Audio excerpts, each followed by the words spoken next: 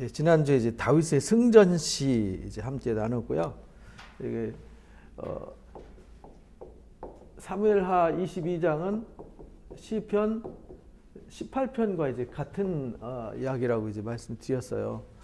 그래서 이것이 이제 다윗의 어떤 그 삶의 총 정리라고, 다윗이 하나님을 하나님을 어떻게 사랑했는지, 어떻게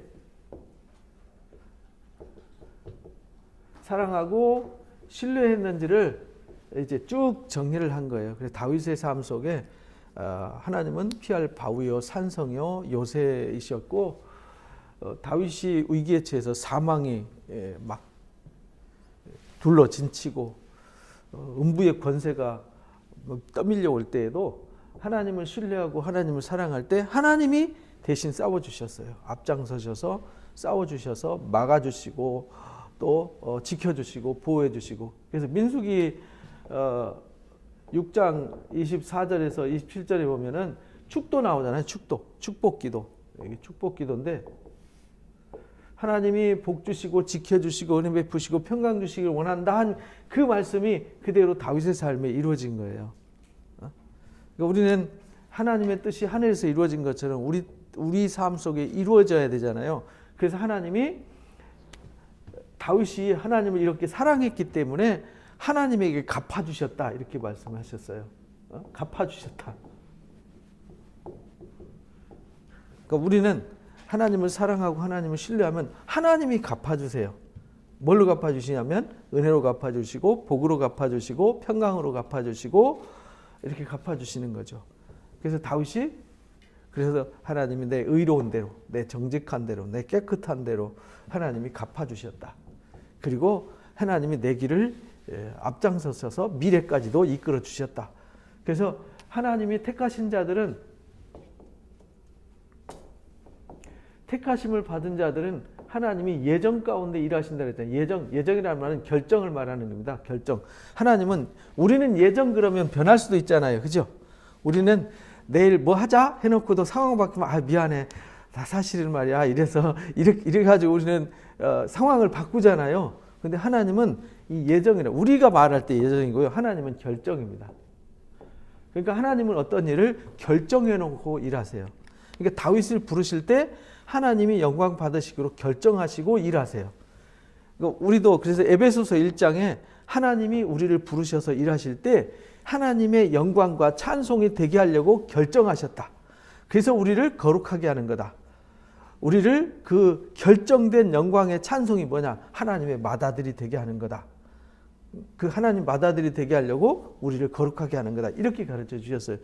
그래서 하나님은 어떤 일을 결정하시고 일하세요. 그러니까 우리는 이미 하나님의 영광 나타내시고 결정된 사람들이에요. 그러니까 결정됐기 때문에 다윗처럼 하나님을 사랑하고 신뢰하면 끝. 이게 제일 중요하다는 거예요. 그래서 다윗의 삶을 통해서 결정하는 게 이거예요.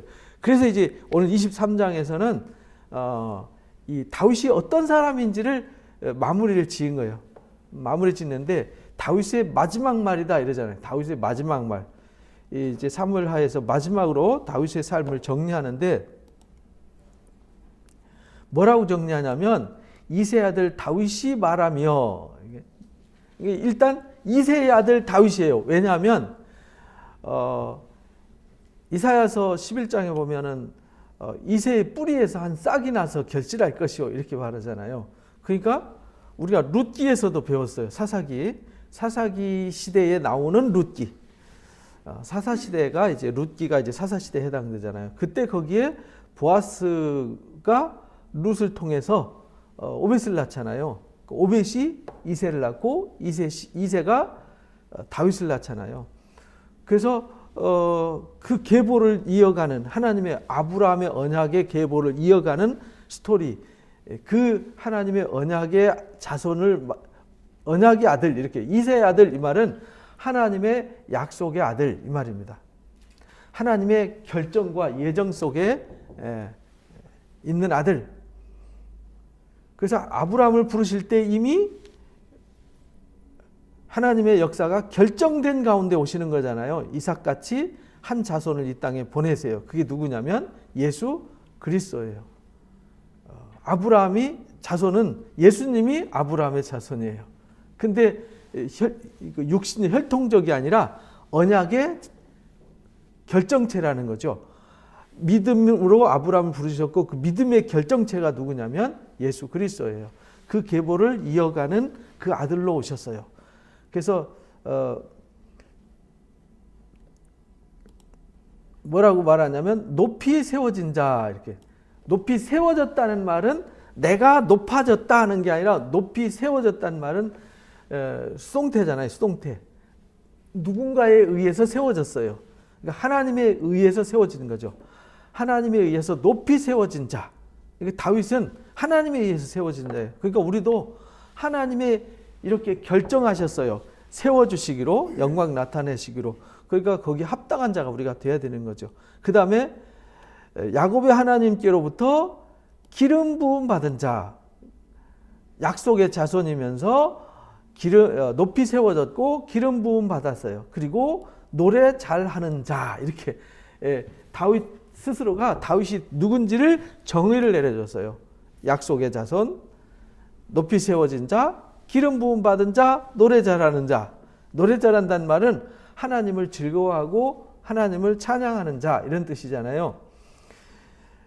그런 자가 말한다. 여호와 영이 나를 통하여 말씀하셨다. 하나님의 영, 여호와의 영이 이제 성령이잖아요. 성령이 다윗을 통해서 말씀하셨어요. 그러니까 다윗을 통해서, 다윗을 들어서 말씀하셨어요. 그러니까 다윗이 말하지만 이 말이 누구 말이에요? 하나님의 말씀이라는 거예요. 그래서 성경의 모든 기록은 하나님의 말씀이 되는 이유가 그 사람을 통하여 말씀하셨기 때문에 그래요. 아브라함을 통하여 말씀하시고 모세를 통하여 말씀하시고 베드로를 통해서 바울을 통해서 말씀하세요. 마태와 요한을 통해서 마가를 통해서 말씀하세요. 그러니까 그거는 마태의 말이 아니고 바울의 말이 아니고 베드로의 말이 아니고 하나님의 말씀이에요. 그래서 예수님이 마태복음 10장에 제자들 파송하면서 그렇게 말씀하세요. 제자들 파송하면서 너희를 영접하는 것은 너희를 영접하는 게 아니야. 너희를 보낸 나를 영접하는 거야. 나를 영접하는 거는 나를 보내신 아버지를 영접하는 거야. 이렇게 가르쳐 주셨어요. 의인의 이름으로 의인을 영접하면 의인의 상을 받는다. 이렇게 가르쳐 주셨어요. 그래서 통하여, 성경은 이제 신약 성경에서는 이제 통하여라는 말을 많이 쓰는데 이 구약에도 여기 통하여 그의 말씀이 내 혀에 있도다. 하나님이 다윗을 통해서 말씀하세요. 그 말씀이 다윗의 혀에 있어요. 그러니까 다윗이 말할 땐 성령이 감동되어서 말하는 거죠. 그래서 성경에 이제 온유한 자는 복이 있다라는 말씀을 많이 강조하는데 시편 37편에 특히 이제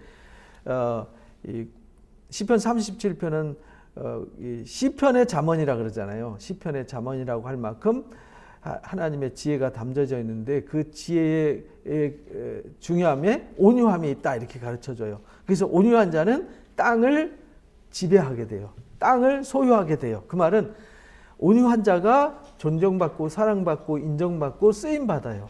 그래서 우리가 예수를 믿으면 성품이 온유함으로 변화가 돼야 되는 겁니다. 내가 영성이 깊다, 얕다를 뭘로 판단하냐면 온유하냐 안 하냐. 사람을 만났을 때 온유함과 겸손함이 느껴지면 그 사람이 영성이 깊은 거예요. 근데 성질이 고약하다. 그건 아직 영성이 조금 얕은 거죠. 왜냐하면 고약한 것이 십자가에 못 박혀 죽어야 되잖아요. 원래 베드로도 성질이 고약했잖아요. 그 다음에 요한과 야고보도 우리의 아들이라고 그랬잖아요. 우리의 아들. 우리의 아들이라는 말은 아주 다혈질이라는 뜻이거든요. 월그락 부르락. 그래서 복음서에 보면은 예수님이 어떤 사건에 등장하면 베드로가 툭툭 튀어나와가지고 불쑥불쑥 말하는 습관이 있잖아요. 주여 절대 그렇게 안 하겠습니다. 사람들이 다 버릴지언정 저는 절대로 주님 안 버립니다. 막 이렇게 말하는데 주님을 3번이나 부인하고 저주하고 떠나버리잖아요. 그러니까 베드로가 그때 닭 3번 올 때 깨달았어요. 그때 회개하면서 베드로가 성령 받고 옛사람이 죽고 베드로가 온유하고 겸손한 사람으로 변했어요. 바울도 꼬장꼬장한 사람이잖아요. 원래 바울이 진짜 까다롭고 꼬장꼬장한, 그래서 막 이 공문 받아가지고 사람들 막 철저하게 얽어가지고 감옥에다 집어넣고 막 힘들게 하던 아주 꼬장꼬장한 인간이었는데 예수님 만나고 나서 자기는 날마다 죽었어요. 자신은 배설물처럼 다 버렸어요. 이게 예수 믿는 거란 말이에요. 이게 진리 가운데 인도받는 거예요. 이게 참 진리에 이르는 거예요. 그러면 우리가 자유를 얻어요. 아무한테도 매이지 않아요. 아무 상황에도 매이지 않아요. 그래서 우리 가운데 하나님이 나를 통하여 말씀하시려면 내가 통할 수 있는 그릇이 돼야 하나님이 통하는 거잖아요. 그래서 아무한테나 통해서 말씀하시지 않아요. 성질이 고약하고 아주 혈기 많고 이기심 많고 탐욕이 많은 사람을 통해서는 말씀하시지 않아요. 왜냐하면 그 사람을 통해서 하나님의 말씀을 하시면 그 혈기가 섞여 나오잖아요. 그러면 하나님의 뜻이 혈기와 죄와 더러움으로 나오게 되잖아요. 그래서 하나님이 성령의 감동으로 말씀하실 때는 이미 그 개인의 육신의 생각은 제해지고 성령에 사로잡혀서 말씀하시는 거죠. 그래서 여기 하나님의 영이 다윗을 사로잡아서 그 말씀을 하시고 있다. 이렇게 말씀하시는 겁니다. 그래서 이스라엘의 하나님이 말씀하시며 이렇게 있잖아요. 이스라엘의 하나님이 다윗을 통하여 말씀하시며 이스라엘의 반석이 내게 이르기를 사람을 공의로 다스리는 자, 하나님을 경외함으로 다스리는 자, 이렇게 정의를 내렸어요. 하나님이 말씀하시는데 다윗을 통해서 말씀하시는데 성령의 감동으로 말씀하시는데 이스라엘의 하나님이 말씀하시고 반석이 말씀하시는데 이렇게 사람을 공의로 다스리는 자, 하나님을 경외함으로 다스리는 자, 그는 어떤 사람 같으냐면 돋는 해의 아침 빛 같아요. 그러니까 다윗이 그렇게 자기 스스로 성령이 나를 통해서 말씀하시되 하나님의 말씀을 붙잡고 공의로 다스리는 자, 하나님을 경외하는 다스리는 그 사람은 돋는 아침빛 같다. 아침 햇빛. 돋는 아침 햇빛, 캄캄한 어둠 속에 쫙 떠오르는 그 빛은 신비하잖아요. 그죠? 그 신비한 아침 햇빛처럼 희망을 주는 희망의 빛이에요. 돋는 아침 햇빛 같아요. 또 구름 없는 아침 같아요. 구름 없는 아침. 정말 여기 우리 도시에서는 못 느끼는 건데 시골에 가면 느껴요. 이스라엘 이번에 작년에 5월 달에는 가가지고 미츠베 라몬에서 아침에 그 돋는 해를 딱 보려고 했는데 구름 껴가지고 못 봤죠. 예. 근데 거기 아침에 쫙 빌 때 그 광야의 그 붉은 빛과 해 떠오르는 그 붉은 빛이 쫙 조화를 이루면 기가 막히거든요. 그걸 봤어야 되는데 못 봤어요. 근데 제가 시내산에서는 봤어요. 시내산에서 봤는데 그 붉은 바위잖아요. 그 홍해 바다의 바닷빛과 거기서 떠오르는 그 붉은 빛이 쫙 펼쳐지면서 그 시나이 반도의 붉은 바위에 조화를 이루는데 저절로 와 이렇게 돼요. 와 감탄사가 절로 나오더라고요. 와 하면서 야 정말 제가 등산하면서 그런 신비로움 처음 봤어요. 구름 없는 아침이 그런 거거든요. 시내산도 그런 아침 햇빛을 보는 게 쉽지 않답니다. 근데 봤어요. 깨끗한 맑은 햇빛. 그래서 쫙 영롱하게 떠오르는 그 빛 같다는 거예요. 공의로 다스리는 자, 또 하나님을 경외함으로 다스리는 자, 하나님이 말씀하시는데 그렇게 된다는 거예요. 그러니까 우리가 이 땅에서 살 때 어떻게 해야 되냐? 하나님을 경외함으로 또 하나님을 공의로 다스리는 자가 되어야 된다. 그 말은 내가 그렇게 살아야 한다 이 말이죠. 그런 사람은 아침 햇빛처럼 그렇게 아침 햇빛 같고 구름 없는 아침처럼 맑고 깨끗하고 맑고 밝게. 그래서 에스겔서 34장에 보면 하나님이 우리를 부르셔가지고요 거짓 선지자들의 말을 다 제하고요. 이제 에스겔 34장 35장에 보면 이제 그 말씀이 나오잖아요. 우리의 마음에 맑은 영과 밝고 맑은 영을 부어주신다는 거예요. 구름 없는 아침 같고 비 내린 후 광선으로 땅에서 움돋는 새풀 같을 거다. 비 내린 후 그 아침 햇빛에 그 이슬방울에 맺힌 그 빛, 영롱한 빛 있잖아요. 그것처럼. 야, 이게 참 시적으로 표현한 거라서 그러지 이게 우리는 이거 별로잖아요. 우리는 늘 푸르른 땅에서 사니까. 근데 이스라엘에는 이게 사막에서는 이게 정말 가장 이 땅의 최고의 표현으로 표현한 거예요. 이렇게 된다는 거예요. 그러면서 요 말, 내 집이 하나님 앞에 이같지 아니하냐. 다윗이 많은 환난 가운데 살았는데 시편 23편에 고백한 22편에 시로 고백한 삶이 23편에 이렇게 결론을 내린 거예요. 하나님이 성령으로 자신을 빙자해서 말씀하시는데 하나님을 경외하고 공의로 다스렸기 때문에 나를 아침 햇빛 같고 구름 없는 아침처럼 비 내린 광선으로 땅이 엄덮는 새풀처럼 파릇파릇한 그 초롱초롱하고 영롱한 그 모습처럼 해주셨다. 이렇게 고백하는 거죠. 내 집이 그 같지 않냐냐. 하나님이 나와 더불어 영원한 언약을 세웠다. 이렇게 말해요. 그래서 하나님을 이제 아브라함의 하나님, 다윗의 하나님 이렇게 말하는 이유가 아브라함을 부르실 때 언약을 하셨잖아요. 영원한 언약. 그리고 다윗한테 그 영원한 언약을 확인해 주셨어요.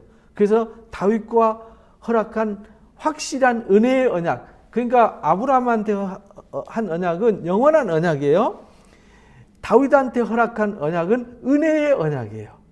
왜냐하면 다윗은 죄도 짓고 사고도 많이 쳤잖아요. 근데 하나님의 은혜로 죄 없다 하고 다윗을 다시 회복시켜 주셔서 다윗에게 이렇게 영화롭게 하셨어요. 그렇게 결정하신 대로. 그래서 영원한 언약, 은혜의 언약을 세웠어요. 그래서 이사야서 55장에 그렇게 말하죠. 하나님을 사랑하는 자, 진리를 사모하는 자, 값없이 하나님 주시는 포도와 젖을 사는 자들에게는 다윗에게 허락한 확실한 은혜의 언약을 베풀겠다. 이렇게 말씀하셨어요.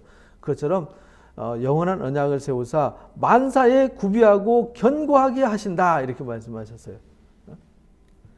다윗에게 영원한 언약을 세우고 만사에 구비해서 견고하게 하셨어요. 나의 모든 구원과 나의 모든 소원을 어찌 이루지 아니하시랴. 그러니까 다윗은 하나님이 사랑할 수밖에 없고, 왜? 하나님을 사랑했고 신뢰했기 때문에. 그랬기 때문에 하나님이 또 공의와 하나님을 경외함으로 다스렸기 때문에, 하나님을 신뢰하고 사랑하기 때문에 하나님의 공의로 하나님을 경외함으로 다스렸어요. 그래서 아침 햇빛처럼 또 아침 영롱한 햇빛에 비추는 그 푸른 새싹처럼 그렇게 하나님이 영화롭게 하셨다라는 겁니다. 하나님이 영원한 언약을 세워주시고, 그러나 이렇게 하나님을 사랑하는 자들, 이렇게 이 세 마디 3절의 말씀은, 3절부터 5절까지의 말씀은 아주 하나님을 사랑하고 하나님을 신뢰했던 다윗의 삶이 어떻게 되는지를 가르쳐 줬는데, 반대로 그러나 사악한 자, 하나님을 경외하지 않고 공의가 없는 자, 성령에 감동되는 게 아니라 정욕에 사로잡히고 어둠에 사로잡힌 자는 다 내버려질 가시나무 같다. 가시나무는 쓸모없이 다 찢겨서 던져지고 불살라지잖아요. 이는 손으로 잡을 수 없음 같다. 손으로 가시나무를 잡을 수 없잖아요. 그 말은 하나님도 쓸 수 없는 그릇, 사람도 쓸 수 없는 그릇이 가시나무예요. 우리가 가시나무를 집어서 몽댕이로 못 쓰잖아요. 가시나무로 어떤 도구로 들어서 못 쓰잖아요. 손바닥이 찔리니까. 그래서 사악한 자는 그렇잖아요. 우리도 사람 쓰는데 아주 고약하고 성질 더러운 사람 쓰겠어요? 못 쓰지. 쓸 때 어떤 사람 쓰냐? 맨들맨들하고 아주 딱 잡아서 쓰기에 좋은 사람 쓰잖아요. 하나님이 그렇듯이 하나님도 이 사악한 사람은 안 쓰신다는 거예요. 그래서 이런 사람은 가시나무 같아서 손에 잡을 수 없어서 버린다는 거죠.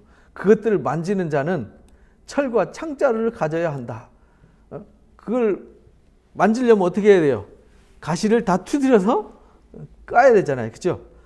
그리고 그것들이 당장 불살라질 거다. 두드려가지고 가시는요, 쓸모없으니까 갖다가 불 던지는 심판의 도구밖에 안 된다는 거예요. 그래서 우리가 이 땅에서 살 때 왜 예수님이 나는 마음이 온유하고 겸손하니 내게 와서 나의 멍에를 베고 나한테 배워라. 마태복음 11장 28절에 그렇게 가르친 이유가 있어요. 이유가 있는 거예요. 예수님의 성품을 닮아라 하는 이유가 있는 겁니다. 그렇게 당장 불살라질 거다 이렇게 말씀하십니다. 그래서 이제 결론을 7절에다가 이제 22편 시편 내용의 결론을 23장 1절부터 7절까지 딱 정리해서 다윗이 누군지를 정의를 내렸어요. 다윗이 왜 사랑받는지를 이유를 정의해 줬어요. 다윗처럼 안 살면 마치 가시나무 같이 된다. 사악한 자는 버려진다. 그래서 다윗은 사악하지 않았다. 그러니까 너희도 사악하지 말아라. 다윗처럼 하나님을 경외하고 또 공의를 행하는 자가 돼야 된다라는 것을 가르쳐 주셨어요. 이렇게 해서 다윗의 일대기가 끝나는 거죠. 그리고 이제 8절부터 끝절까지는 그렇게 했더니 하나님을 경외하고 하나님의 말씀을 쫓아 공의로 다스리고 성령에 감동되어 살았더니 하나님께서 어떻게 해주셨냐면 진짜 돋는 아침 해처럼 햇빛처럼 또 구름 없는 아침처럼 그 아침 영롱한 햇빛에 그 푸른 새싹이 아주 파릇파릇 살아나듯이 하나님이 다윗에게 그렇게 은혜를 베푸셨어요. 그래서 그 베푼 일이 뭐냐면 다윗에게 용사를 주셨어요. 왜냐하면 어떤 상황 속에서도 다윗을 돕는 자를 하나님께서 다윗이 모직광고 낸 것도 아니고요. 야, 너 나를 와서 도와줘. 너 나를 위해서 일해줘. 이렇게 부탁한 게 아닌데 하나님이 그런 사람들을 보내주셨어요. 그 중에 여기 먼저 세 사람을 소개를 해요. 세 사람. 다윗의 용사의 이름이 이러하니라. 다그몬 사람 요셉 바세벳이라고도 하고 에센 사람 아디노라고 하는 자는 군 지휘관의 두목이었어요. 군 지휘관의 두목 한 사람 보내줬어요. 근데 이 사람은 역사에 안 나와요. 그죠? 그러니까 성경에 이름이 많이 나오지만 좀 대책 안 쓰는 사람이 있고 이름도 안 나와요. 그런데 정말 하나님 앞에 귀하게 쓰인 사람들이 있어요. 이 요셉 바세벳은 다윗에게 정말 없어서 안 되는 훌륭한 그릇이지만 다윗의 사건에 크게 등장하지 않아요. 이름도 없이 빛도 없이 일한 사람들이 있다라는 거예요. 근데 요압은 요란스럽게 등장하는데 매사에 다윗을 힘들게 했어요.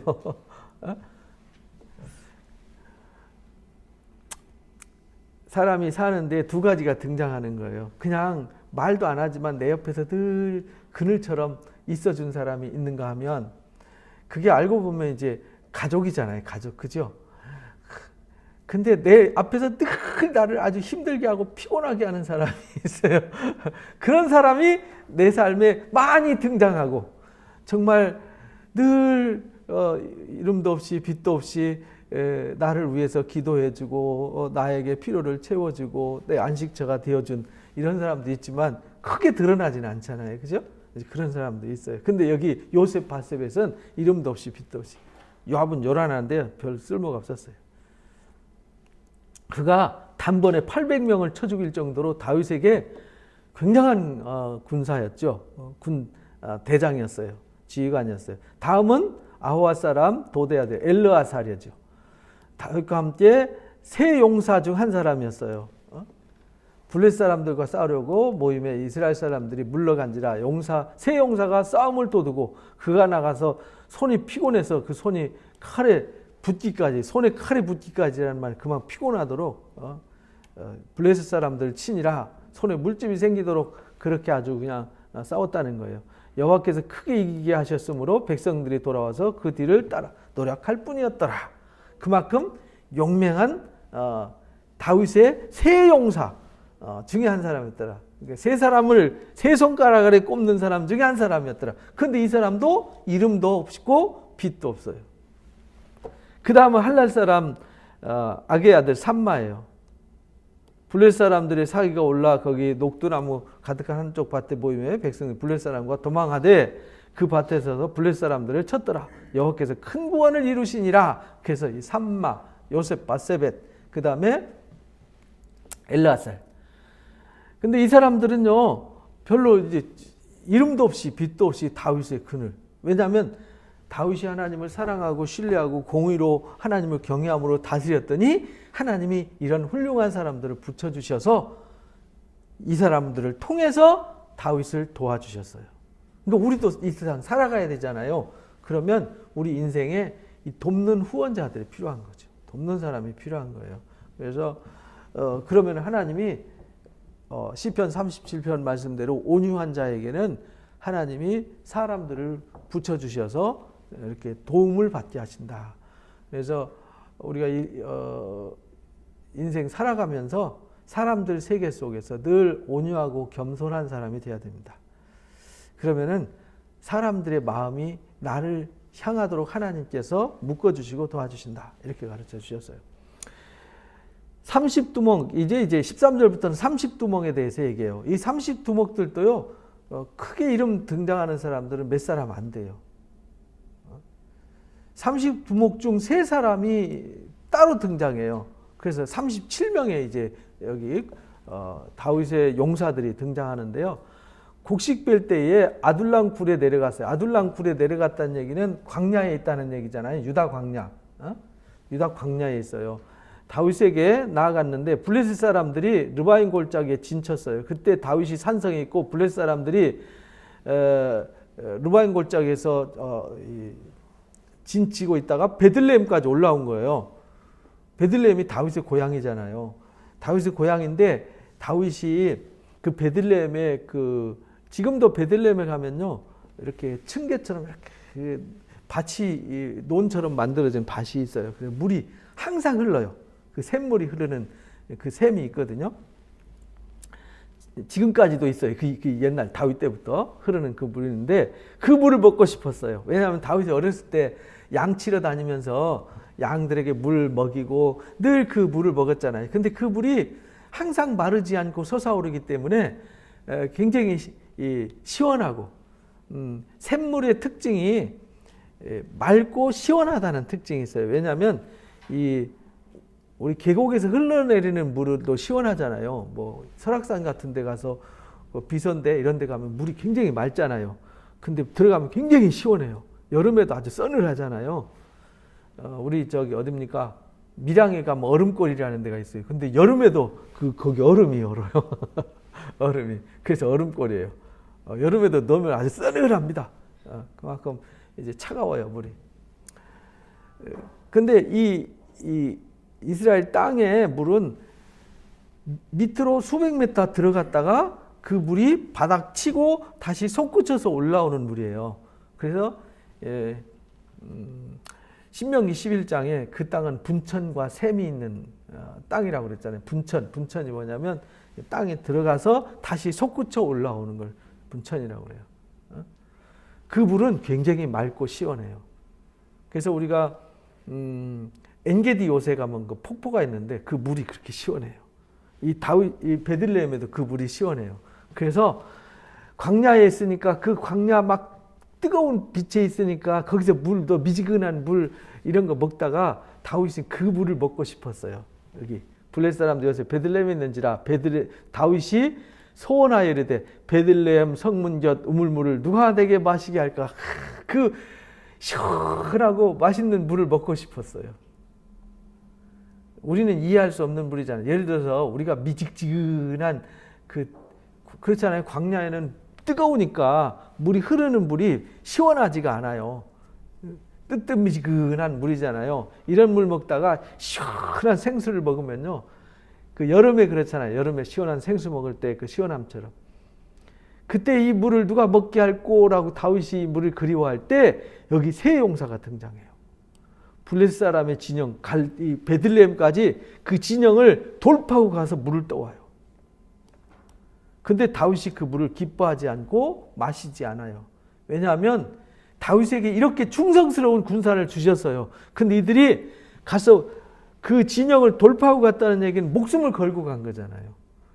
목숨을 걸고 가서 그걸 가져왔기 때문에 다윗이 희생의 물을 먹지 않았어요.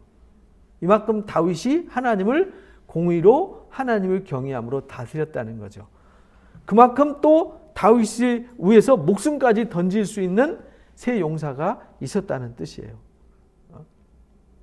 그래서 그 물을 기뻐하지 않고요. 우리 같으면 아이고 고맙다고 꿀꺽꿀꺽 마셨을 텐데요. 그 물을 하나님께 부어드렸어요. 왜냐하면 여호와여 내가 나를 위하여 결단코 이런 일을 하지 않겠습니다. 이는 목숨을 걸고 갔던 사람들의 피값입니다. 내가 어찌 이 피를 마시겠습니까? 그냥 다윗은 말했는데 그들이 자원해서 갔다 온 거잖아요. 야 너희 세 사람 가서 물 떠와 이랬으면 다윗이 나쁜 사람이죠. 근데 말만 했는데 그들이 우리 주군을 위해서 우리가 이 물을 마시게 하자 이래가지고 목숨을 걸고 가서 가지고 떠온 물이란 말이에요.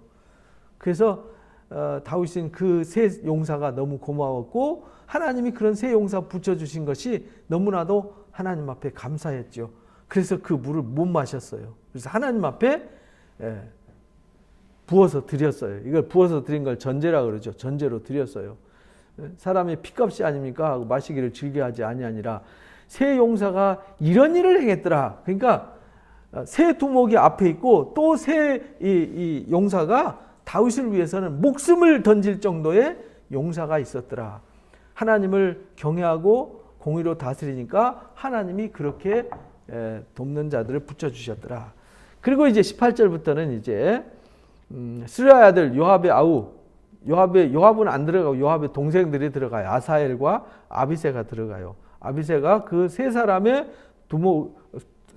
우두머리가 되었더라. 그들의 창을 들어 300명을 죽이고 세 사람 중에 이름을 얻었더라. 이 세 사람의 우두머리가 되었어요. 그래서 이제 7명이 벌써 등장하죠.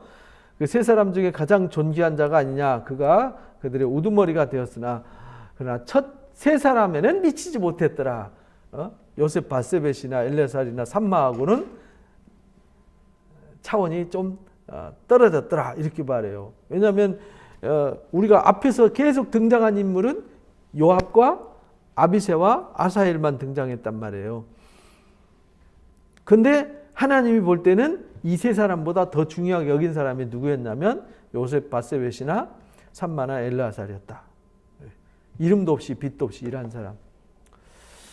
하나님의 역사도 우리가 성경에 보면 기록된 사람도 있지만 기록되지 않은 사람들 중에 이름도 없이 빛도 없이 정말 사도들이 열심히 사역을 할 수 있도록 헌신했던 사람들 있잖아요. 빌립보 교인들 이렇게 말했지만 사실은 빌립보 교회 루디아와 간수 이름도 없잖아요. 이름도 없는 간수. 그 데살로니가 교회 성도들도 3주 만에 복음을 들었지만 그 사람들 이름은 등장하지 않잖아요. 그러니까 이름도 없이 빛도 없이 후원했기 때문에 사도 바울이 땅끝까지 복음을 전할 수 있었던 거죠. 그래서 하나님이 우리도 그렇게 기억하신다. 사람들은 기억하지 않고 이름은 막 이렇게 겉으로 드러나지 않지만 하나님이 기억하시는 사람들이 있다 이런 말이죠. 그래서 20절에 보니까 갑스엘의 용사 손자 여호야다의 아들 분하야도 등장하죠. 용맹스러운 일을 행한 자였더라. 그리고 아리엘의 아들을 죽였고 또 눈이 올 때에 구덩이에서 내려가서 사자 한 마리를 죽였더라. 이 눈이 올 때 눈이 오는 게 그때 희귀한 일이었는데 그렇죠? 장대한 애굽 사람들을 죽였는데 그의 손에 창이 있어도 그 막대기를 가지고 내려가서 싸워서 이겼더라. 대단한 사람이었다는 거죠. 분하야가. 또 여호야다 분하야가 이런 일을 행하였으므로 세 용사 중에 이름을 얻었더라. 나중에 분하야가 뒤에서 이제 솔로몬 때 또 귀하게 쓰여지죠. 30명보다 존귀하나 세 사람에게는 미치지는 못했더라. 다윗이 그를 세워서 시위대 대장으로 삼았어요. 분하야가 시위대 대장이 됩니다. 요압과 아사엘이 30명 중에 하나였더라. 근데 이게 아브넬한테 죽게 됐죠. 북이스라엘의 대장한테 같이 싸우다가 야 쫓아오지 마 하는데 끝까지 쫓아오다가 창으로 찔려가지고 죽는. 그래서 요압과 아비새하고 왼수 맺어가지고 늘 불편하게 살았었잖아요. 그래서 나중에 이제 요압이 아브넬을 죽이게 되죠. 그 다음에 베들레헴 사람 도도의 아들 엘하난, 하롯 사람 삼훗, 하롯 사람 엘리가, 또 발디 사람 헬레스, 드고아 사람 이게스 아들 이라, 그 다음 아나돗 사람, 아나돗이 이제 에레미야의 고향이잖아요. 아비에셀과 후사 사람 무분네, 또 살몬, 마하레, 느도바 사람 바하나, 헬렙, 또 베냐민 자손에 속한 기브아 사람. 기브아 사람은 여기 이제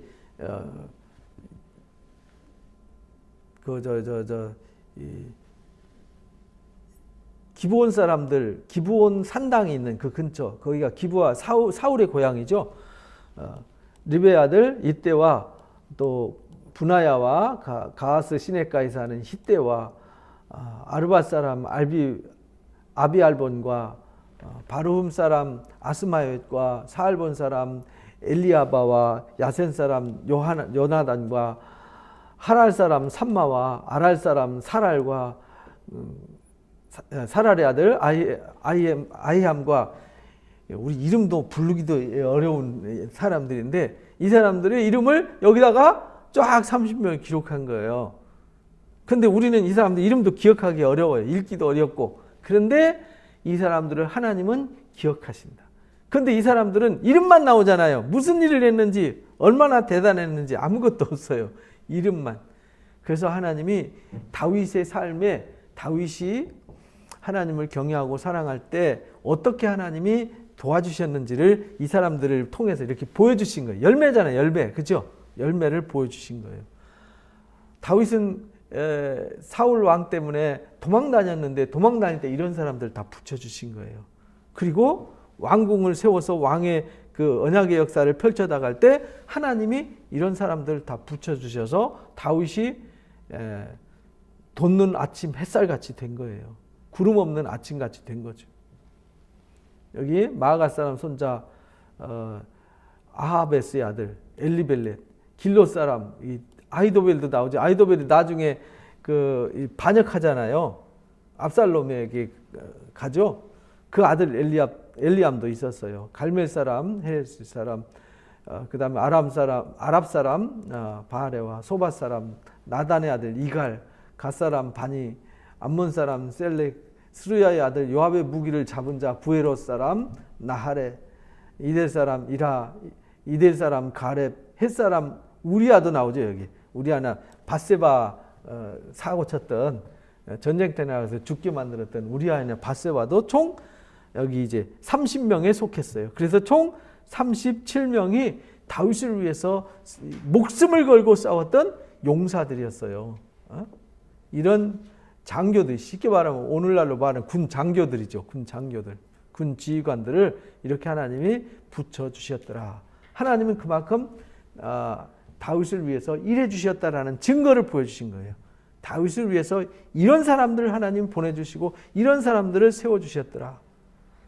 다윗이 이런 사람들을 찾아서 선발해가고 쓴 게 아니라 이런 사람들이 모여가지고 다윗을 위해서 싸워줬어요. 그것이 1절부터 7절까지 나오는 다윗의 삶의 결정체가 이렇게 나타난 것이다. 24장에 근데요, 하나님이 마지막 마무리를 이제 사무엘하 24장이 이제 마무리잖아요. 마무리하면서 하나님이 한 가지 해결을 못한 게 있어요. 하나님은 반드시 뿌린 대로 뭐 한다고요? 거두게 하신다. 근데요, 하나님이 이스라엘 백성들이 죄를 범했어요. 어떤 죄를 범했냐면 압살롬과 반역할 때 반역에 동참했어요. 세바가 반역할 때 반역에 동참했어요. 그죠? 그래서 하나님의 역사에 대적자가 되었단 말이에요. 그걸 그냥 넘어가지는 않죠. 하나님은요, 절대로 공짜 같고요, 절대로 그냥 넘어가는 법이 없어요. 반드시 짚고 넘어가세요. 그래서 24장에 짚고 넘어가세요. 여호와께서 다시 이스라엘 향하여 진노하셨어요. 진노하셨다는 얘기는 그 두 가지 사건, 세바의 반역에 동참, 또 압살롬의 반역에 동참한 그들을 치시려고 다윗을 격동시켜가지고 인구조사를 하게 하셨어요. 근데 역대상 21장에 보면은 하나님께서 사탄이 이 다윗을 격동하게 한 걸로 나와요. 여긴 다윗을 하나님이 격동한 걸로 나오잖아요. 그러니까 사탄이 격동한 겁니다. 그 말 하나님이 악을 조장하는가? 아니에요. 격동하도록 하나님이 놔두신 거죠. 놔두셨어요. 인구조사를 하게 하셨어요. 이에 왕이 그게 때 군사령관 요압한테 지시합니다. 모든 지파 가운데 다니면서 이 단에서부터 부에세바까지 인구조사를 해라. 지금 할라에서 백두까지 인구조사를 한 거와 똑같은 거예요. 단은 최북단에 있는 거고요.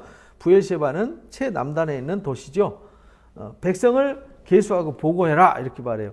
원래 이 계수할 때는요, 이 성전세를 납부하기 위해서 성막을 중심으로 해서 12지파를 계수하게 했잖아요. 그건 하나님이 하라 하신 거잖아요. 여기서는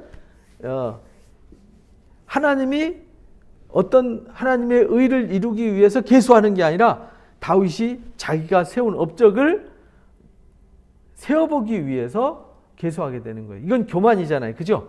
다윗이 교만하도록 놔뒀더라 이 말이죠. 요압이 왕한테 하나님께서 100배나 더하게 하실 텐데 뭐 그것까지 합니까? 그런데 내 주 왕은 어찌해서 이 일을 기뻐하십니까? 하나님이 부족하면 더 주실 텐데 요때는 요압이 옳은 소리 했어요. 그죠? 근데 옳은 소리 했는데 제가 볼 때는 요압이 귀찮아서 그런 것 같아요. 하나님 더 주실 텐데 굳이 그렇게 하시려고 그러니까. 왕이 그래도 강력하게 명령해요. 재촉해요. 그래가지고 요압과 사령관들이 이스라엘 인구를 조사하려고 왕 앞에 물러나서 요단 건너 갓 골짜기 가운데 성읍 아로엘 오른쪽 야셀 맞은편에 이르러 장막을 치고 길앗에 이르고 거기서부터 시돈에 돌아서 두로 견고한 성에 이르고 히윗 사람 가나안 모든 성읍에 이르고 유다 남쪽으로 부에세바에 이르니라. 이 말은 무슨 말이냐면 이게 이제 글로 읽으면 무슨 말인지 모르잖아요. 그래서 이제 이스라엘 지도 이렇게 생겼잖아요. 그러면 여기서 출발해가지고 요단강을 건너갔어요. 이쪽에서 시작해서 이쪽 레바논까지 갔다가 다시 부에세바에서 출발해가지고 여기 내려왔더라 이 말이에요. 부에세바까지. 그러니까 단에서부터 부에세바까지 인구조사 다 끝낸 거죠. 부에세바에 이르니라 이 말이에요. 그들 무리가 국내를 두루 돌아 9달 20날 만에 예루살렘에 이르렀더라. 그러니까 인구조사하는데 몇 개월 걸렸어요? 9개월 20일 걸렸어요. 거의 10달 걸린 거잖아요. 이게 쓸모없는 일을 한 거죠. 안 해도 되는 일을. 요압의 백성의 수를 왕께 보고하니 곧 이스라엘에서 칼을 빼는 담대한 자가 몇 명이었냐면 80만 명이었어요. 유다 사람이 50만 명. 그럼 몇 명이에요 총? 130만 명. 엄청난 거였죠. 야, 그러니까 다윗이요. 그거 딱 보고요. 와, 역시 내가 업적 대단한 거야. 이렇게 해야 되는데요. 다윗이 그 보고를 받는 순간 깨달았어요. 그거 보니까 하나님이 알아서 다 해주셨잖아요. 근데 다윗은 그걸 확인하고 싶었어요. 그래서 다윗이 백성을 조사한 후에 그 마음에 자책을 했더라. 이렇게 나와요. 자책. 다윗이 여호와께 아뢰 때 내가 이 일을 행함으로 큰 죄를 범하나이다. 여호와께 이제 구하옵나오니 종의 죄를 사하여 주옵소서. 내가 심히 미련하게 행하였나이다. 이제서 깨달은 거예요. 본인이. 그래서 다윗이 두 번째 죄를 범한 거죠. 근데 첫 번째 죄를 범한 거는 다윗의 자신의 마음의 그 욕망 때문에 저지른 죄지만 이 죄는요, 하나님이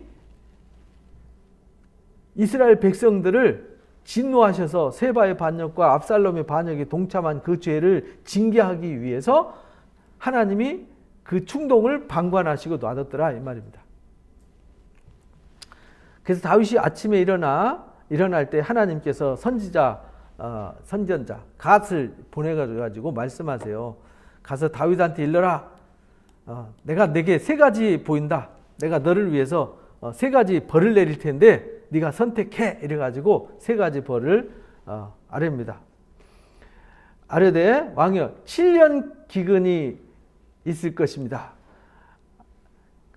혹은 왕이 원수들한테 석 달 쫓겨다닐 겁니다. 혹은 사흘 동안 전염병에 시달리게 될 겁니다. 선택하십시오. 여러분 같으면 뭘 선택하겠어요? 저 같아도 3일을 선택할 것 같아요.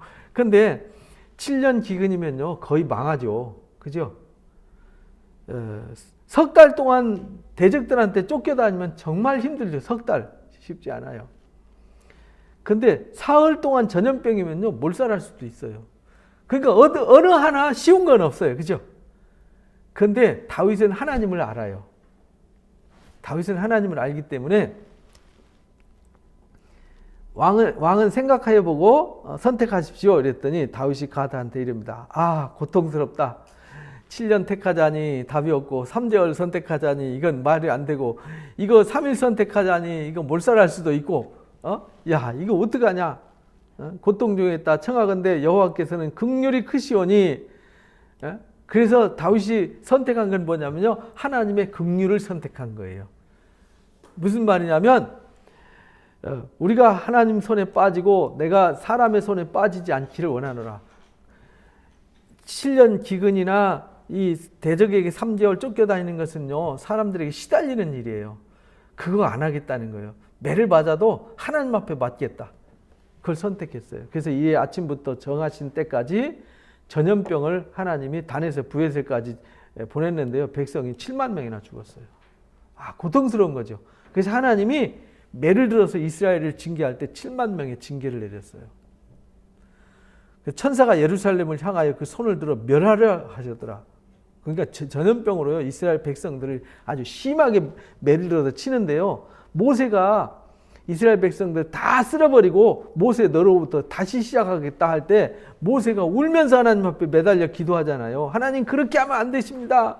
그러면 애굽 사람들이 비웃지 않습니까? 하나님이 구원할 능력이 없어서 이 사람들을 광야에서 죽이려고 끌고 왔다고 하지 않겠습니까? 차라리 제 이름을 생명책에서 지워주시고 저들을 사하여 주옵소서 한 것처럼 다윗이 하나님의 긍휼한테 맡긴 거예요. 그래서 3일을 택한 거예요. 재앙을 내리침을 뉘우쳤더라. 백성을 멸하는 천사 이르되 족하다. 이제는 손을 거두라 하시니 여부 사람 아나운 타작마당 곁에 있었어요. 하나님의 사자가. 다윗이 백성을 치는 천사를 보고 여호와께 아뢰어 이르되 나는 범죄하고 악을 행하였사오니 양무리는 무엇을 행하였나이까? 청하건대 주의 손으로 나와 내 아버지 집을 치소서. 그러니까 내 백성 살려주시고 나와 내 집을 쳐주십시오. 이렇게 모세처럼 기도해요. 그래서 하나님 앞에 이날에 가시 다윗에게 이르되 그에게 아뢰되 올라가서 여부 사람 아라우나 타작마당에서 여호와를 위해 제단을 쌓으소서 하며 다윗이 명령한 대로 올라가서 하나님 앞에 잘못했습니다 라고 하나님의 긍휼 앞에 엎드려서요, 정말 울고불고 하나님 앞에 매달려 기도하는 거예요. 하나님의 긍휼을 바라고. 그랬더니 하나님이 용서하셨잖아요. 이게 하나님의 마음이에요.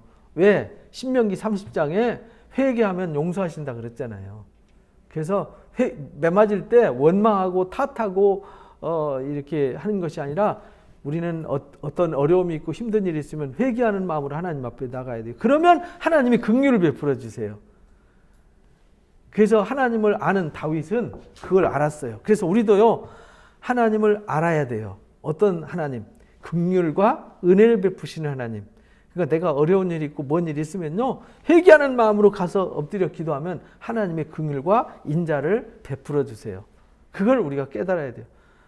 어떤 사람은 고난당하면요, 하나님을 저주하고 하나님을 떠나는 사람이 있어요. 그 사람은 하나님을 잘 모르는 사람이에요. 다윗은 하나님 아는 사람이잖아요. 사울 왕은 하나님을 잘 모르니까 자꾸 딴짓만 하잖아요. 그래서 결국은 버려졌잖아요. 우리는 다윗과 하나님, 사울과 다윗을 비교해서 보여주셨어요. 엘리와 사무엘을 비교해서 보여주셨죠. 아라우나가 바라보다가 아라우나는 오르난이라고 그러죠. 오르난, 아라우나는요, 여부스 사람이에요. 왕과 부하들이 자기를 향하여 건너옴을 보고요, 왕 앞에 엎드려서 말합니다. 내 주 왕께서 종에게 임하시나이까? 다윗이 이르시되 타작마당을 사서 여호와께 제단을 쌓아서 재앙을 그치게 하려고 하는 거다. 그러니까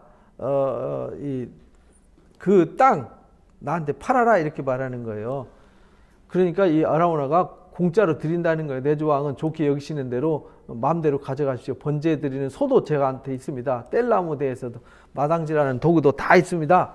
제가 다 드리겠습니다. 이렇게 말해요. 왕이여 아라우나가 이것을 다 왕께 드리나이다. 왕께서 아뢰되 왕의 하나님 여호와께서 왕을 기쁘시게 받으시길 원하나이다. 그때 왕이 뭐라고 그러는 거 아니? 아니다. 내가 값을 지불하겠다. 왜냐하면 지금 죄져 가지고 매맞고 있는데 값을 지불해야 되잖아요. 그래서요 공짜로 하지 않았어요. 값을 지불했어요. 그래서 우리가 무슨 일이 있으면 값을 지불하는 자세가 필요해요. 그래서 우리가 남한테 용서를 구할 때 값을 지불해야 되잖아요. 그래서 가서 사과를 하는 거예요. 우리가 불편한 사람이 있으면요 반드시 사과를 하고 그 마음의 상처를 만져주지 않으면 해결이 되지 않잖아요. 내가 값을 주고 내게서 살이라 값 없이는 내가 하나님 앞에 번제를 드리지 아니하리라. 다윗이 은 50세겔로 타작마당과 소를 샀어요. 그리고 그것에 제단을 쌓고 번제와 화목제를 드렸더니 그 땅을 위한 기도를 들으시고 재앙을 그쳤더라. 그러니까 다윗은요 그 3일 동안 식음을 전폐하고 가서 하나님 앞에 매달려서 자기의 대가를 지불하면서 하나님 앞에 희생 제사를 드린 거예요. 그랬더니 하나님이 재앙을 그쳐 주셨어요. 이만큼 다윗이 하나님을 잘 안 거죠. 그래서 이렇게 해서 이제 사무엘 하가 끝납니다. 그리고 이제 열왕기로 넘어가는데요. 사무엘 상하, 열왕기 상하는 원래 한 권의 책인데 이 네 개로 쪼갠 거예요. 사무엘 상하로 쪼개고 다윗의 삶을 기점으로 이제 다윗과 솔로몬 이렇게 갈라지는 거죠. 그래서 다윗의 삶을 드러낸 것이 사무엘 상하. 이제 열왕기 상하는 이제 솔로몬으로부터 시작되어지는 이야기로 갑니다. 그래서 여기 오르난 타작마당이 여기 예루살렘에 이제 오르난 아라우나 이제 같은 말이죠. 여기 이제 타작마당인데 여기가 이 이삭을 번제로 드렸던 모리아산이에요. 여기가 솔로몬 성전이 세워져요.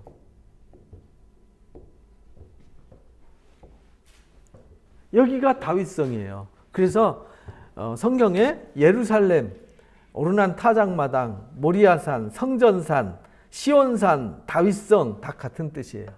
다 같은 곳에 있는 것입니다. 거기가 왜 유명하냐? 거기에 하나님이 계세요. 하나님이 이삭을 받으셨어요. 하나님이 다윗의 제사를 받으셨어요. 하나님이 거기에 성전을 세우셨어요. 하나님이 거기에 함께하세요. 그래서 하나님이 있는 산, 그 산을 시온이라고 그랬어요. 그래서 시온산, 예루살렘, 다윗성, 모리아산, 하나님이 함께하시는 그 묘한 일치잖아요. 그죠? 이삭을 번제로 드렸던 그곳에 다윗의 제사를 받으셨어요. 그곳에 하나님의 성전이 세워져요. 그것이 아브라함과 이삭의 이야기, 출애굽을 할 때 성막 이야기, 성전 이야기, 다윗의 제사를 받은 모든 이야기, 다윗의 뿌리에서 한 싹이 나서 영화롭게 될 것을 언약한 이야기. 이게 다 예수 그리스도와 함께 연결되어지는 거예요. 그래서 모든 역사는 예수 그리스도께로 향하도록 되어 있는 거죠. 그래서 구약 성경이나 신약 성경이나 예수 그리스도 없이는 해석이 안 되는 게 성경이에요. 이렇게 해서 이제 사무엘 하가 끝납니다. 결국은 마무리를 깔끔하게 하셨죠. 근데 다윗이 아직 정리 덜한 게 있어요. 그것은 솔로몬이 마무리를 하게 됩니다. 그 얘기는 이제 열왕기상하. 이제 열왕기상하 이제 막 역사를 이제 왕들의 이야기를 쫙 펼쳐져 가는데 앞으로 배울 열왕기상하는 굉장히 중요해요. 왜냐하면 사실은 우리가 이사야부터 이 학개스가랴 말라기는 그 바벨론 포로로 잡혀갔다가 돌아올 때 얘기고요. 미가람, 하박국, 스바냐까지 다 언제 얘기냐면 이 바벨론 포로로 잡혀가기 이전까지의 역사인데 이 역사 안에 이사야부터 14권의 예언서가 여기 다 포함이 돼 있어요. 열왕기 안에. 그러니까 열왕기를 모르면 열왕기 상하를 모르면 이사야, 에레미야, 에스겔, 뭐 다니엘, 호세, 아모스, 미가람, 하박국, 스바냐, 오바댜를 전혀 알 길이 없다. 그래서 열왕기 상하를 알아야 사실은 알 수 있다. 그래서 사실 이제 우리 열왕기 상하 넘어가는 굉장히 중요한 겁니다. 대부분의 사람들이 열왕기 상하를 잘 모르고 또 열왕기 상하를 잘 모르니까 예언서를 잘 모르는 거예요. 요즘 우리 새벽 예배 시간에 이제 이사야를 공부하는데 이제 열왕기 상하 얘기가 거기에 다 포함이 되어 있는 겁니다. 그리고 잠언, 그 다음에 전도서, 열왕기에 포함된 얘기죠. 그리고 사무엘 상하가 시편. 그러니까 성경의 구약 성경의 3분의 2가 열왕기 상하에 들어 있어요.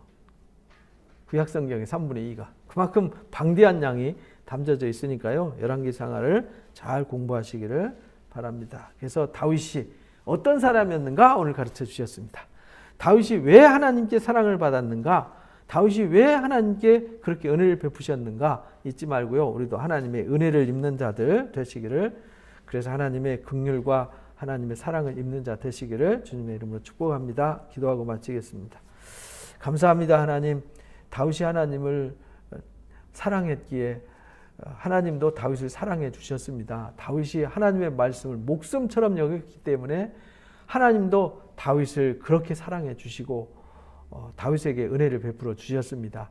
다윗이 진실로 하나님을 경외하고 진심으로 하나님을 공의로 다스렸기 때문에 하나님께서 돕는 후원자도 보내주시고 다윗의 모든 삶에 함께 하셔서 영광을 나타내 주셨습니다. 참으로 감사하고 또 감사합니다.